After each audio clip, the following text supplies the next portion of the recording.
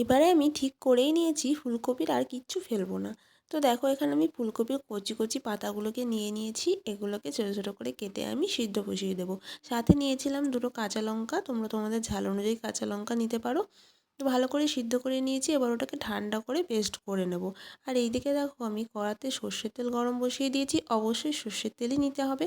তারপরে দেখো পেঁয়াজ দিয়ে দিয়েছিলাম, পেঁয়াজটাকে একটু ভাজা ভাজা করে তারপরে এর মধ্যে সেই পেস্টটা দিয়ে দিলাম। পেঁয়াজ আমি গোটা একটা পেঁয়াজ নিয়েছিলাম, একটু পেঁয়াজ বেশি দিলে খেতে কিন্তু ভালো লাগে।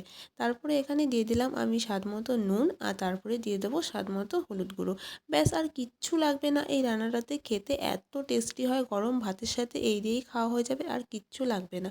তো একবার অবশ্যই বাড়িতে বানিয়ে দেখবে। দেখো আমার শুকনো শুকনো হয়ে গেছে বাটাটা, তো এবারে আমি নামিয়ে নেব। তো বেশ কিছুক্ষণ হাই ফ্লেমে একটুখানি নাড়তে হবে, নাড়লেই কিন্তু একদম শুকিয়ে যাবে, আর এভাবে কিন্তু নামিয়ে নিতে হবে।